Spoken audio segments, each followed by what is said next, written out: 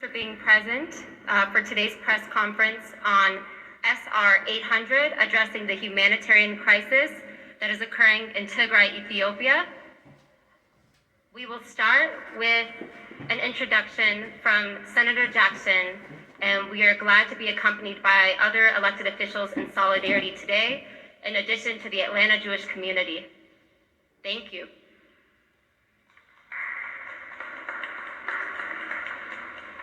Well, good morning, everyone. I want to begin first by thanking Fana and Hassan, who are GLBC interns, who brought this issue to me and asked if I would help them to highlight the importance of this issue. And so to Fana and Hassan, our great young people who are of Ethiopian descent, who've really said, we have to say something about this in these halls, in these places. I want to thank you all for bringing this to us. And then I also, before I begin my official remarks, want to thank the people, all of the people here who have come out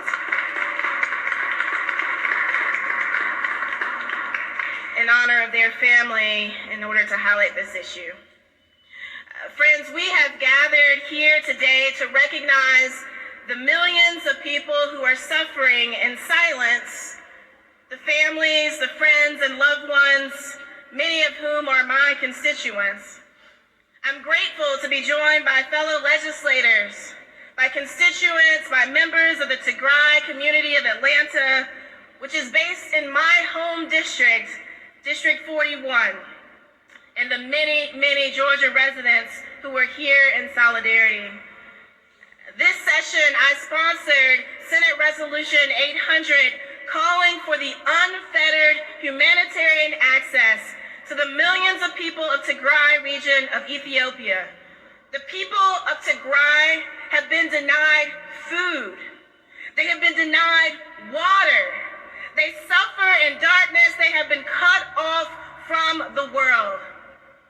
For some context, Tigray is a state located in the northern part of Ethiopia, which represents nearly 7 million people. As far as we know, there are currently 2 million people displaced within the country and over 60,000 Tigrayan refugees in Sudan. On November 4th of 2020, war was declared on Tigray, and ever since, the people of Tigray have been terrorized. This is an ongoing genocidal war which has destroyed the region and caused great suffering both to those who are there and to their relatives who are here in the state of Georgia. If you are of a certain age, you may recall the images of children who were going hungry in Ethiopia.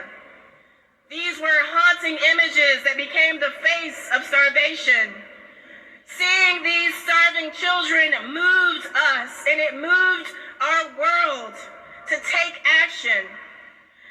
Since then, many of the Tigrayan friends resettled in Georgia as refugees in the 1980s and 90s, fleeing the famine and civil war in their country and making this great state their new home. Now, some 3 decades later, here in 2022, we are seeing history repeat itself.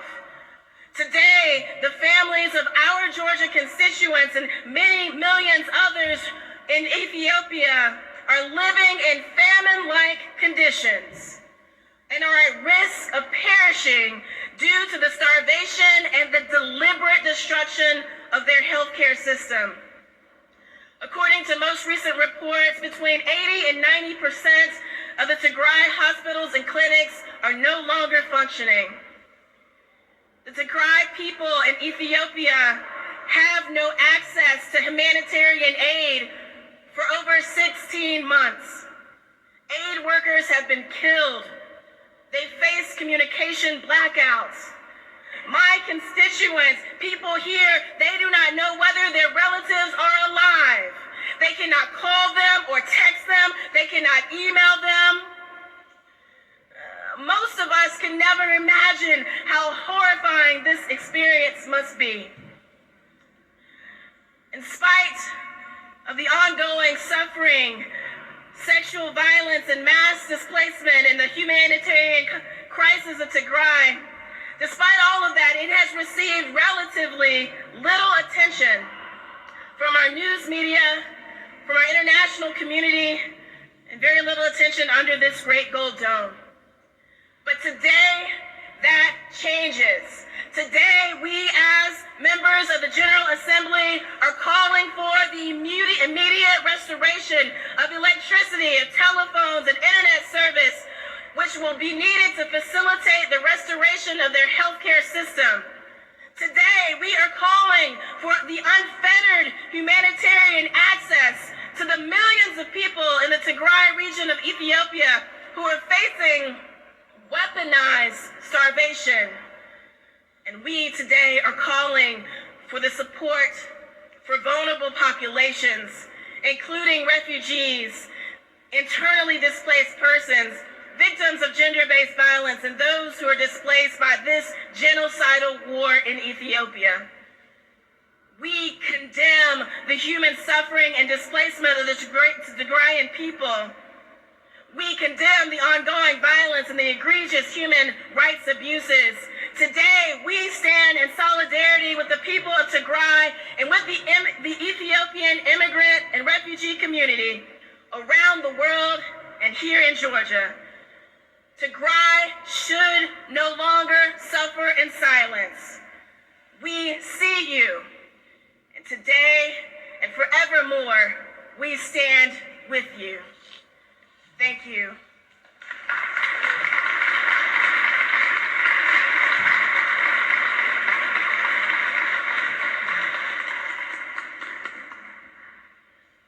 Good morning. Thank you for being with us this morning. I am Senator Elena Parent, and I want to begin my remarks by expressing my heartache for the Tigrayan people and their families who are here in the state of Georgia. As leaders, we must stand for the basic rights of all citizens, and particularly for those who are facing injustice and oppression. Earlier this session, I introduced SR 668, a resolution that recognizes April 2022 as Genocide Prevention and Awareness Month at the state capitol and throughout the state of Georgia. I believe that it is imperative, as members of this body and citizens of this state, that we commit ourselves to becoming educated about the history of previous genocides and the occurrence of contemporary genocides. And we must focus our attention on the specter of genocide so that policies, strategies, and programs geared toward combating these evils can be developed and implemented. Further, we must ensure that we are making a conscious effort to commemorate the victims of genocide so that their unjust suffering may never be forgotten. And indeed, that we may prevent death during ongoing genocides and prevent future genocides. In Tigray, an estimated 500,000 people have died due to a combination of starvation and killings over the last 16 months. This amounts to nearly 1,000 people per day due to man-made famine and war, a truly unfathomable toll. War has prevented the passage of humanitarian aid, and as a result, starvation is being effectively weaponized against an estimated 7 million men, women, and children. The people of Tigray also remain under a communications blackout, cut off from the rest of the world. It's hard to even fathom not being able to reach one's family in these conditions for over a year.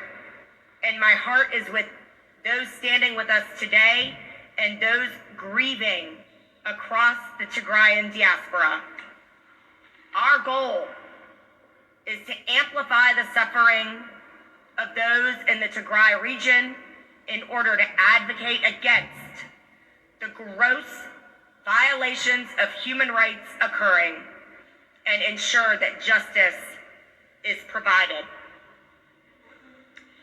In 2011, the President of the United States declared the prevention of mass atrocities and genocide to be a, quote, core national security interest and core moral responsibility of the United States, and ordered the creation of the Atrocities Prevention Board in 2012. Thus, as members of the Georgia Senate, we are calling for immediate, unfettered humanitarian access across Tigray to allow for the delivery of life-saving food aid, medicine, and the full restoration of telecommunications, power, and banking services. We are in full support of the UN's ongoing human rights investigations in the region. We stand today with our Tigrayan constituents here in Georgia and their families. And now I would like to welcome to the podium individuals directly impacted by the ongoing genocide in Tigray.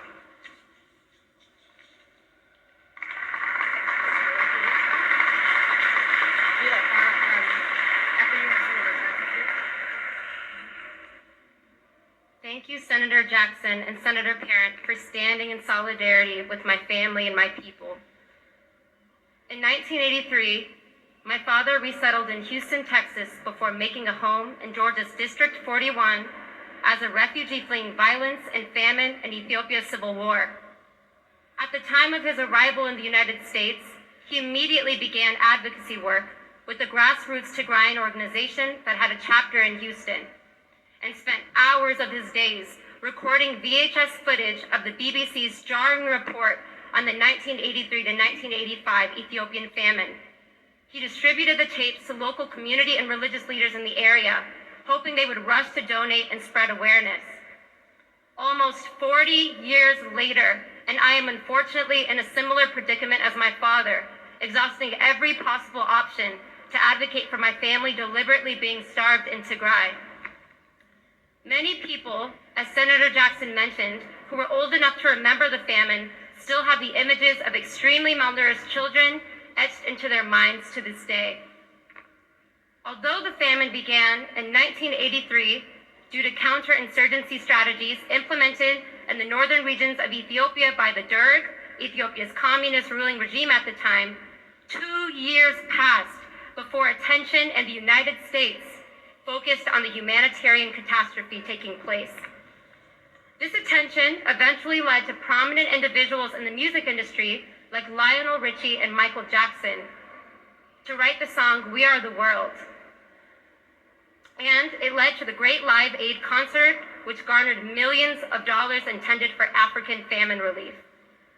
If the US government had been aware of conditions on the ground in Ethiopia for some time, it was not until journalists were able to share the stories of the famine that many Americans reacted.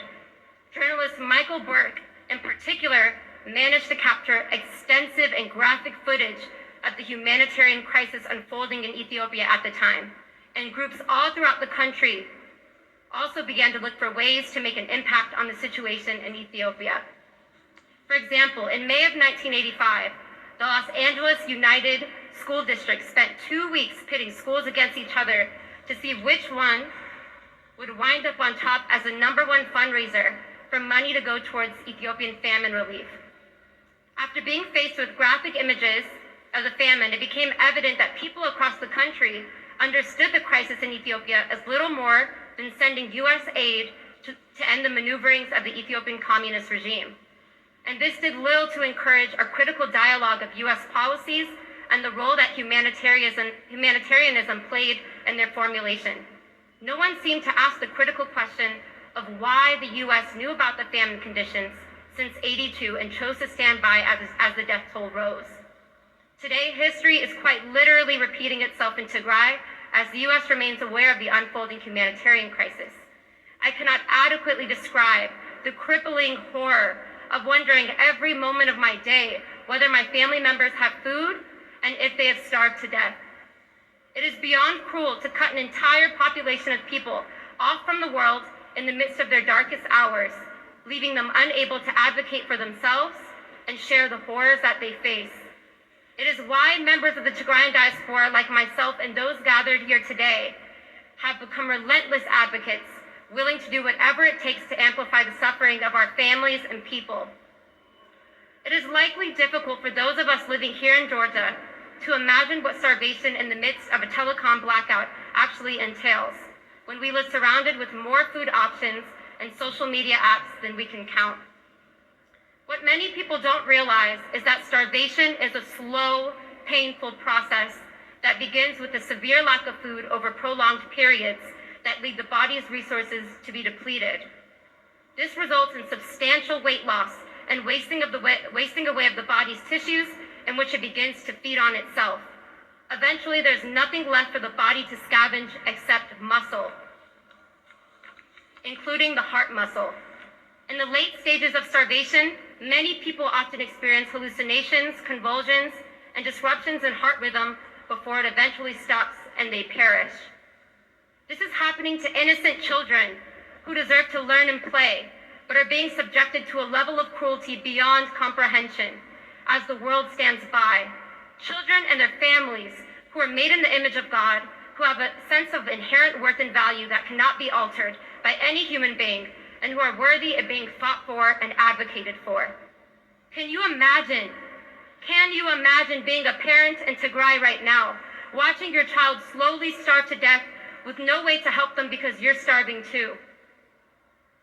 An internal report from Tigray estimated that 3 million individuals in Tigray will perish in the next month if the international community does not intervene to open a humanitarian corridor with unfettered access to allow the flow of life-saving food and medicine. Although the current Ethiopian regime under Abiy Ahmed declared a humanitarian truce this past week, to many of us fighting for the people of Tigray, it is nothing more than an empty promise from a regime that wants to buy more time. Nearly a week after the humanitarian truce has been declared, aid trucks have still not entered the Tigray region, where even doctors are reported to be fainting of hunger on the job. It is up to the people here in this great state and across the globe to stand in solidarity with the people of Tigray through advocacy and civic engagement before millions of men, women, and children who are our families unnecessarily die from starvation.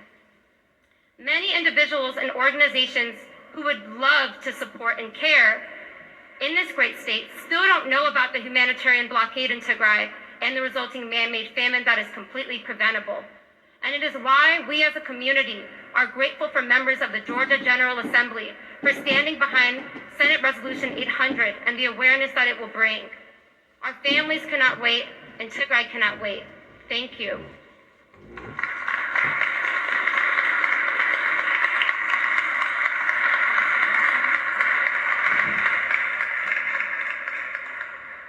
And now, Senator Lester Jackson will take to the podium.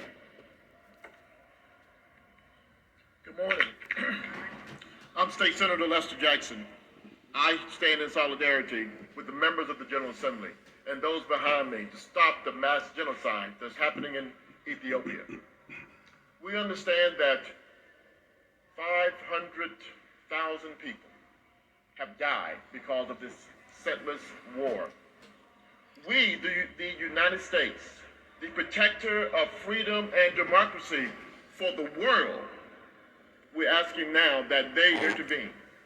When we look at television, we see the European nations being advertised about war and what's happening in their home.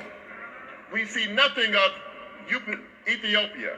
We see nothing of what's happening on African continents. We see nothing what's happening with people of color, the suicides, we talk about suicide, but we don't talk about genocide that's happening around this world and on the continent of Africa.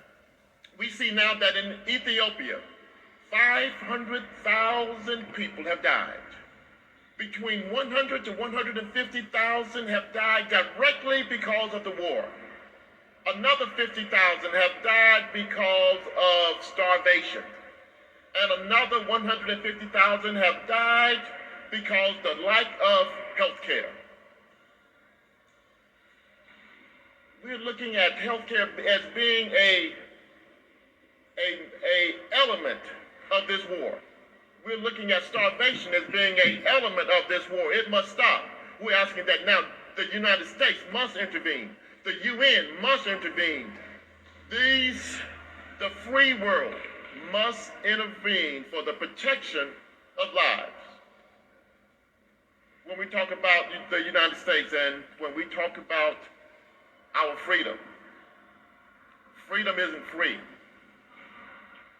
For the people of Ethiopia, we hear you. We understand your plight. We're saying now is enough. We hear your plea, our Senate resolutions, our demand for action for this country, but more importantly, our demand for action for the rights, for the privilege, for the people to just live. Not live in a democracy, but just live, but just survive, to have health care, to have access to freedom. So I stand with my members of the General Assembly today to say enough is enough. It's time for us to intervene. I'm happy to be here. I'm happy to be a part. Let's start.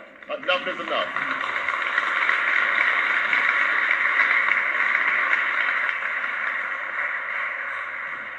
I am Georgia State Representative Kim Schofield, representing District 60, parts of Clayton, Fulton, and the city of Atlanta, where the international airport sits in my district. I have 5 words for you. Can you hear us? If the United States stands by and does nothing, shame on you.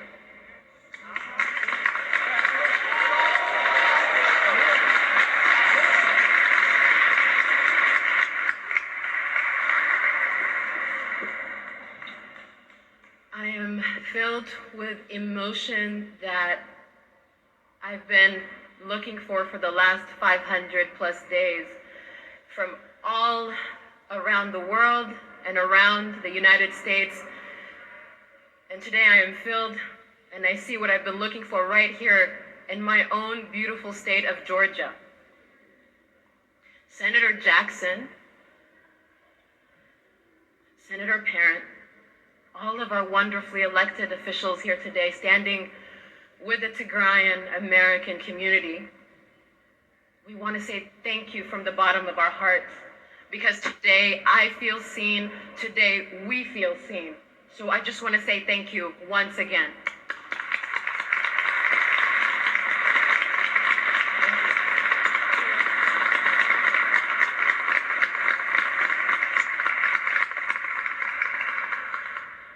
As all of the speakers have mentioned, we cannot begin to tell you what it feels like to know that you have the means to take care of your family, but all access to that family is cut off.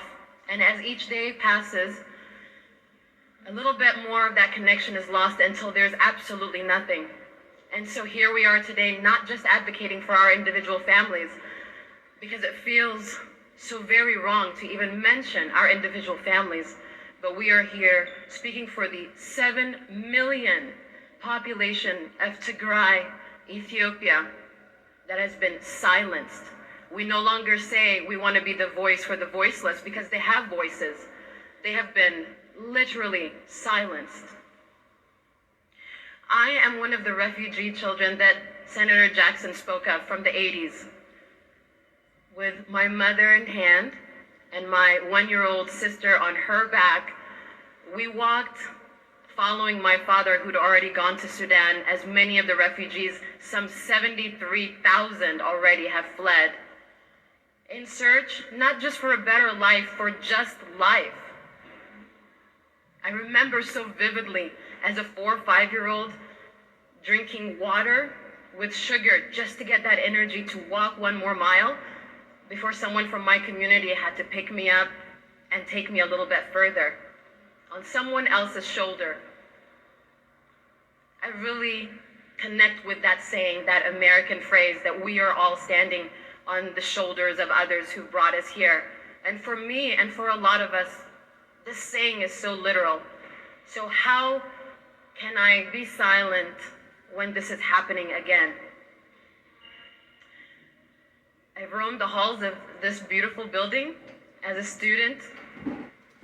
I just wish I wasn't here in this capacity, but I will use every last second of the brief time that I'm on this podium to tell you even further about the plight of the man, woman, child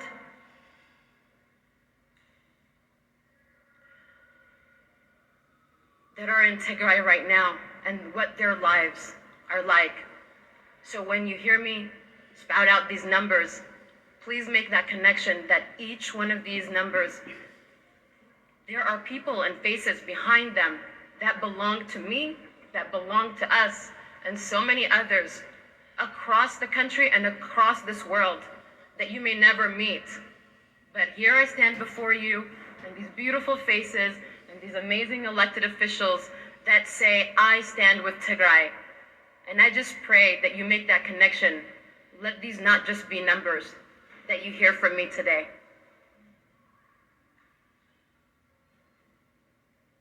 To give you a little bit of perspective on what the people of Tigray are going through.